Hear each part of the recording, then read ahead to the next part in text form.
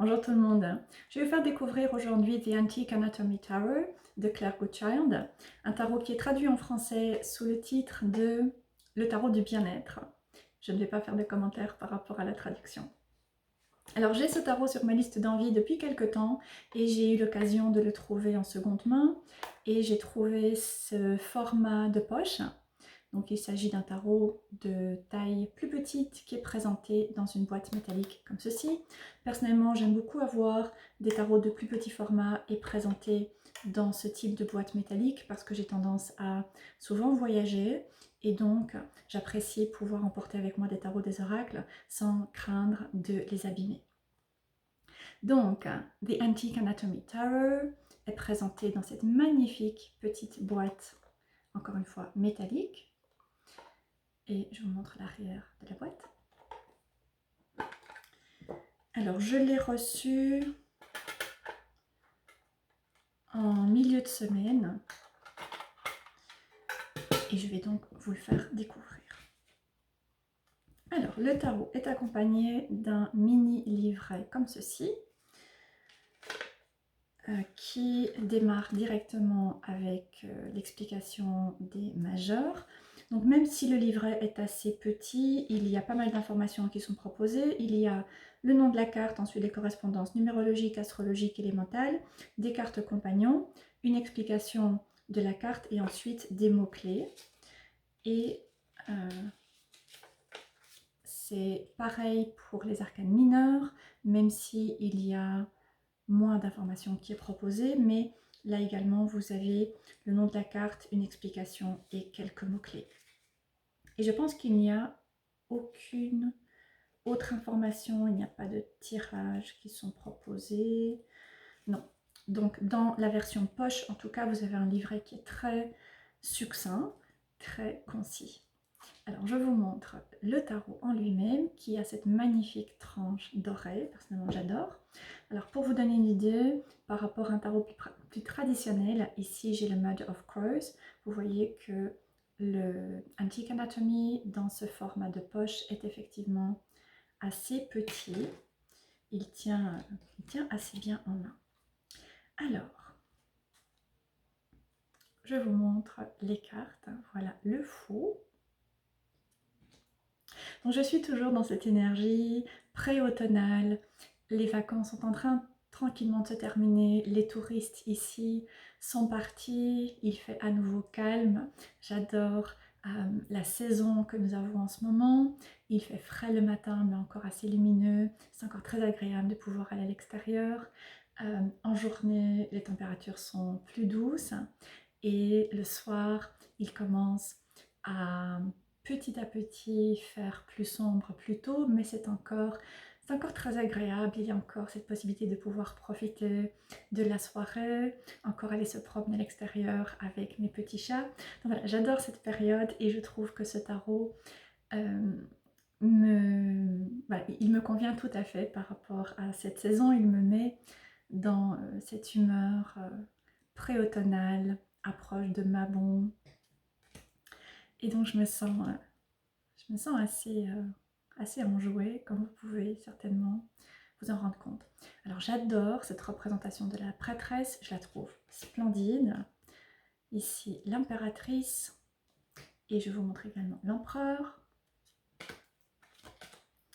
Le hiérophante est magnifique. Alors je viens de regarder et ce tarot a été publié en 2019, donc peut-être que vous le connaissez, peut-être que vous l'avez. Je l'ai découvert, je pense, il y a peut-être 1 ou 2 ans et il est sur ma liste d'envie. Petit à petit, je commence à pouvoir acheter certains tarots que j'ai sur ma liste et donc je suis arrivée à celui-ci. Alors nous en sommes à la force, l'ermite, assez typique mais personnellement j'adore. J'aime beaucoup la roue de fortune, la justice, absolument magnifique, très différente de ce à quoi nous pouvons être habitués. Alors le pendu, lui aussi un peu différent. La mort.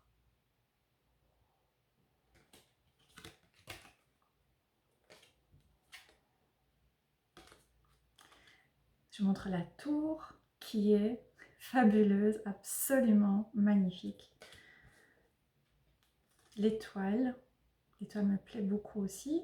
Comme vous voyez, j'adore ce tarot. Je l'ai déjà ouvert et simplement regardé une première fois, donc je le découvre encore, mais je l'adore. Le soleil, le jugement. Alors ensuite, nous avons les bâtons. Donc il s'agit d'un tarot qui, pour lequel les mineurs ne sont pas représentés, comme dans le Rider-Waite-Smith. Et typiquement, ce n'est pas quelque chose que j'apprécie, mais ici, je trouve que c'est très bien fait. Alors, le 4 de bâton, le 5, le 6,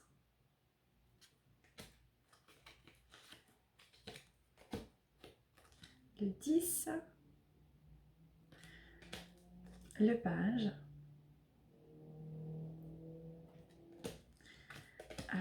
la reine de bâton. J'aime toujours beaucoup regarder la reine de bâton parce que c'est une carte qui me parle énormément et voilà, je ne suis pas déçue. Et le roi de bâton. Ensuite, l'as de potion, l'as d'élixir, pardon, l'as de coupe. Je vous montre le 3.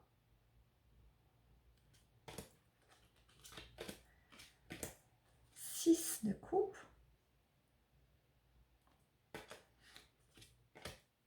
Le 8. Alors je dois avouer que je suis assez intriguée de regarder le format plus traditionnel. Je pense que je vais faire une recherche. Le page de coupe. Je pense que les cartes évidemment ne seront pas différentes, mais je me demande si il est accompagné, si le tarot est accompagné d'un livre peut-être un peu plus fourni. Alors le roi, le roi de coupe, avec un tonique calmant. Alors ensuite, les épées qui sont ici des couteaux, 2 d'épée, le 3 d'épée,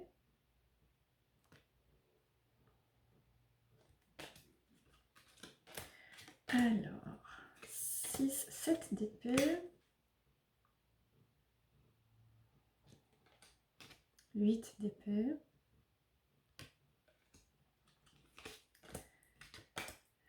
le page, c'est un rôle magnifique, le cavalier, la reine d'épée,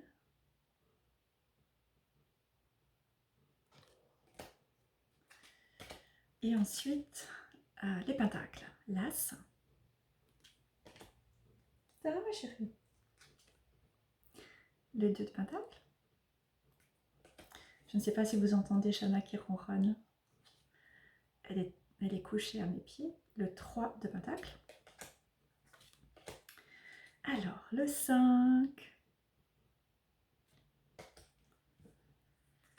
Le 6 de pentacle.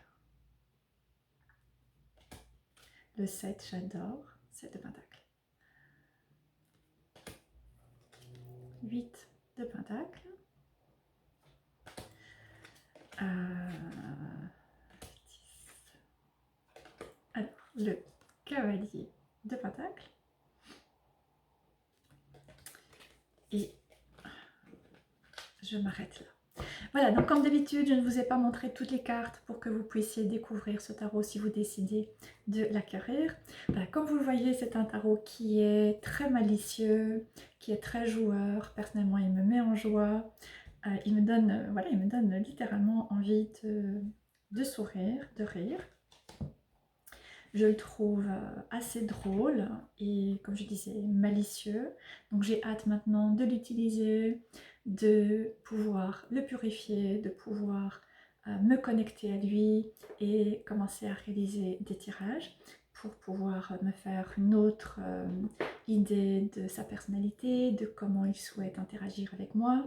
Je pense que c'est très clairement un tarot que je vais utiliser également avec les clients parce qu'il est assez polyvalent et assez...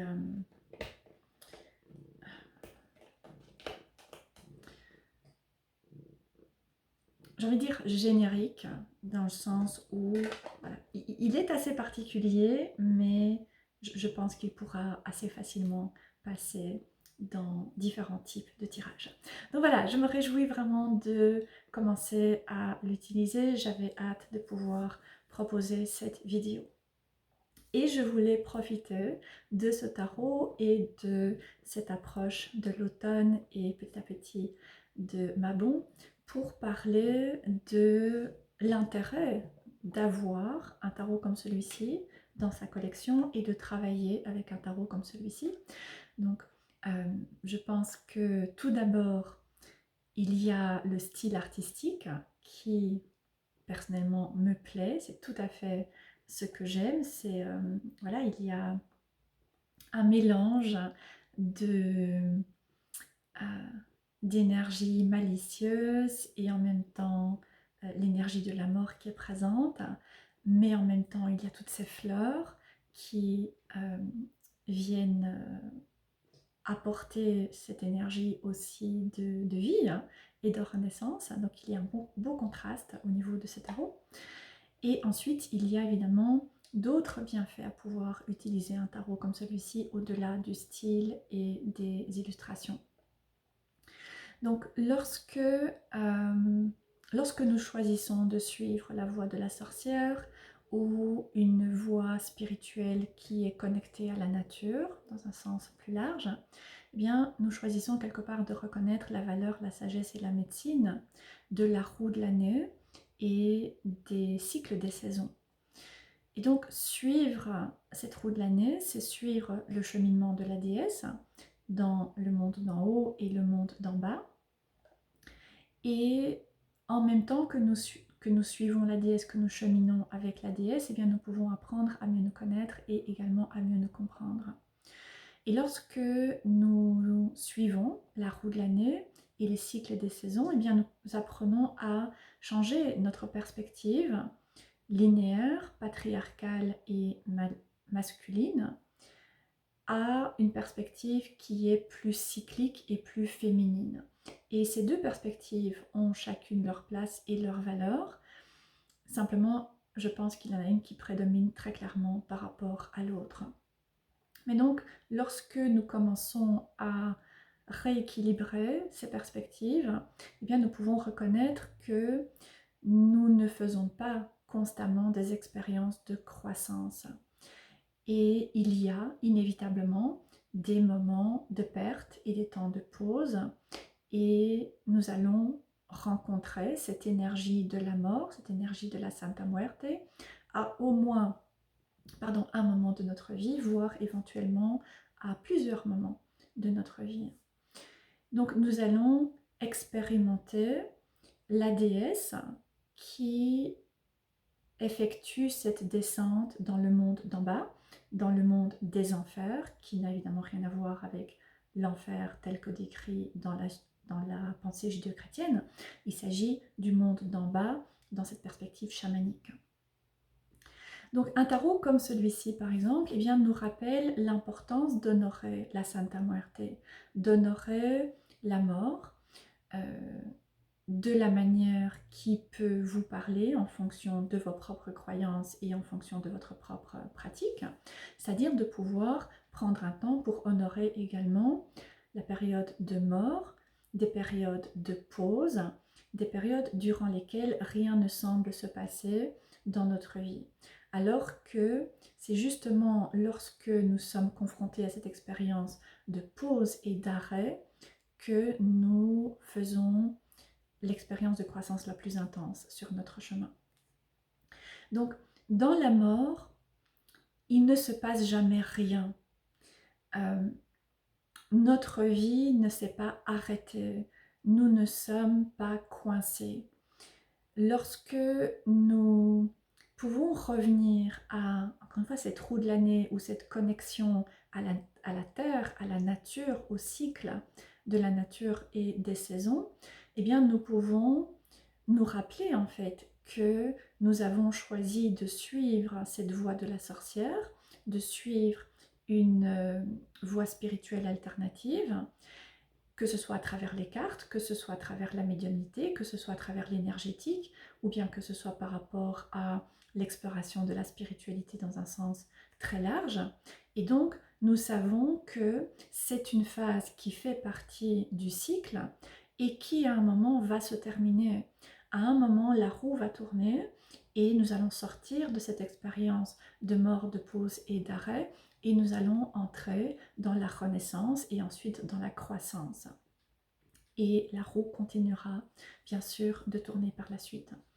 Donc la Santa Muerte, cette divinité de la mort sacrée que je suis maintenant depuis certainement 5 ans dans ma pratique, à qui j'ai fait de la place dans ma pratique pour l'honorer, pour me sentir également accompagnée dans les différentes expériences de perte que j'ai pu être amenée à connaître ces différentes années qui ont été particulièrement nombreuses, eh bien, lorsque nous choisissons d'honorer la Santa Muerte, nous pouvons comprendre que c'est nécessaire à un moment d'arrêter de chercher une pilule magique qui va nous permettre de ne plus avoir à nous sentir mal et de pouvoir à nouveau nous sentir bien et à nouveau rentrer dans cette énergie du soleil, de lumière et de croissance et de joie et d'abondance, etc. Nous pouvons arrêter de chasser cette pilule magique, que ce soit en passant du temps devant la télé, que ce soit en passant des heures sur les réseaux sociaux, que ce soit euh, en nous occupant des autres ou en étant constamment occupés de manière générale dans notre vie. Et récemment, j'ai parlé avec une personne qui m'avait posé une question par rapport justement à cette thématique. Et lorsque je lui ai parlé de cette expérience d'arrêt et de retour à soi, elle m'a répondu: oui, mais je tiens déjà un journal et j'ai déjà des activités créatives qui me permettent d'exprimer mes émotions et j'ai déjà parlé avec un thérapeute, je ne peux quand même pas en faire plus. Et justement, ce que je lui ai répondu, c'est que plutôt que de vouloir en faire plus, il était temps de comprendre l'importance d'en faire moins et de ne peut-être même rien faire pendant un certain temps. Accepter d'être dans cette période de pause. Arrêter de vouloir mettre de la vie et du mouvement alors que nous sommes clairement dans une expérience de mort et de laisser aller et euh, de repos, de pause et d'arrêt.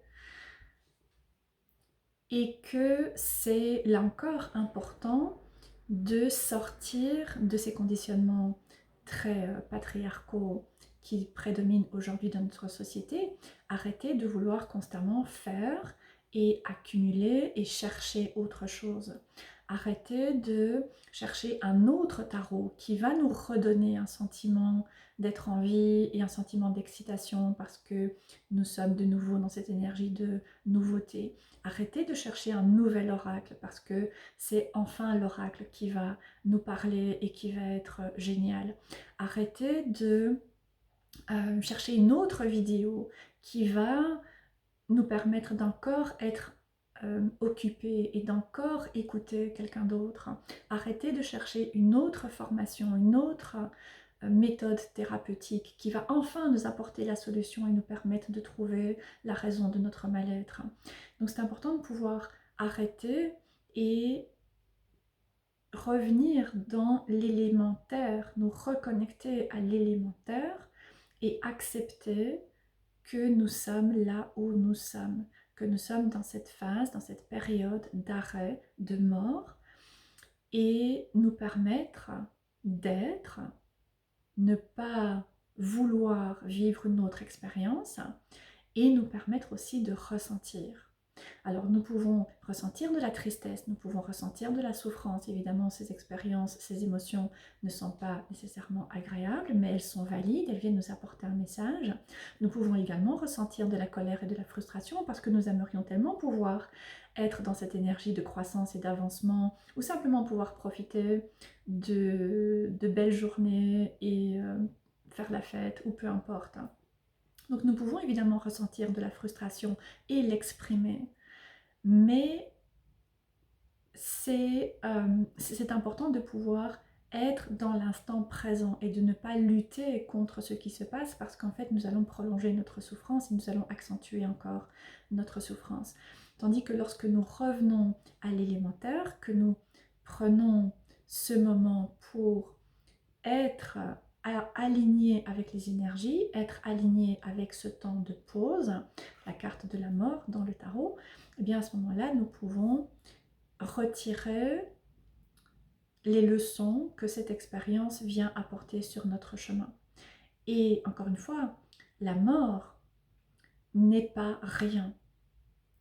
La mort, c'est une période d'arrêt, c'est une période qui nous permet de laisser aller ce qui ne nous sert plus, de laisser aller ce qui a pu nous entraver, ce qui a pu nous bloquer, ce qui a pu nous limiter de différentes manières, et que maintenant, nous pouvons déposer. Et ensuite, la mort nous permet de pouvoir nous régénérer et nous préparer à une renaissance et à une croissance même, à une expansion en fait. Parce que la mort vient nous enlever ce qui était limitant pour nous. Ça veut dire qu'après, il va y avoir une phase de croissance et d'expansion que nous allons pouvoir expérimenter dans notre vie. Et dans ces expériences d'arrêt et de mort, eh bien, nous pouvons choisir de nous relier avec certaines divinités qui sont considérées comme étant plus sombres, comme Perséphone, comme la Santa Muerte évidemment, comme Hécate, comme Isis et Osiris, ou encore comme la Black Madonna ou la Vierge Noire. Et personnellement, ce sont des divinités qui m'ont beaucoup apporté ces dernières années, que j'ai exploré, et j'ai pu m'intéresser à leurs mythes, j'ai pu commencer à intégrer ces différentes divinités dans ma pratique.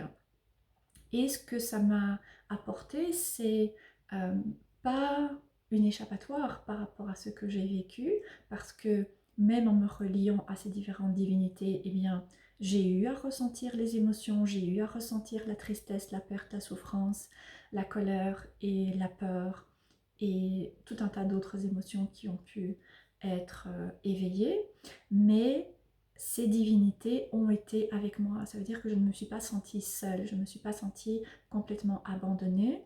J'ai senti qu'elles étaient avec moi, qu'elles cheminaient avec moi, et surtout qu'elles m'apportaient un amour inconditionnel. Donc c'est quelque chose qui est extrêmement précieux, surtout encore une fois dans notre société d'aujourd'hui, parce que lorsque nous nous confrontons à cette expérience de mort, qu'elle soit réelle, qu'elle soit symbolique, qu'elle soit isolée, qu'elle soit prolongée, qu'elle soit répétée dans notre vie, eh bien, il y a beaucoup de choses qui vont être touchées et qui vont être réveillées.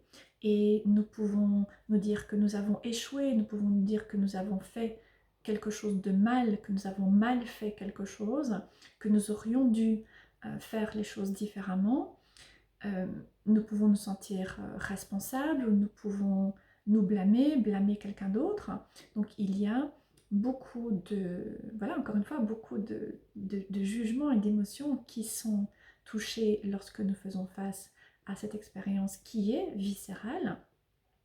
Et donc ces déesses nous permettent de nous sentir aimés de manière inconditionnelle, et quelque part, elles viennent nous dire que c'est ok. C'est une phase du processus de ce cycle de la roue de l'année, de ce cycle des saisons. C'est une phase qui a sa place, qui est valide, qui est nécessaire, qui a un rôle. Et lorsque cette phase aura joué son rôle dans notre vie, eh bien nous allons pouvoir entrer dans le cycle suivant, et nous allons pouvoir ensuite faire d'autres expériences.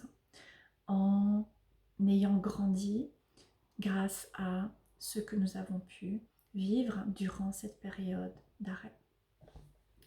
Donc voilà, comme vous le voyez, ce tarot m'inspire beaucoup et j'espère que cette vidéo aura pu vous inspirer. J'espère que si vous aussi vous faites ou vous avez fait récemment une expérience de perte, eh bien vous pourrez avoir trouvé un peu de réconfort, un peu de soutien, un peu d'inspiration également dans cette vidéo.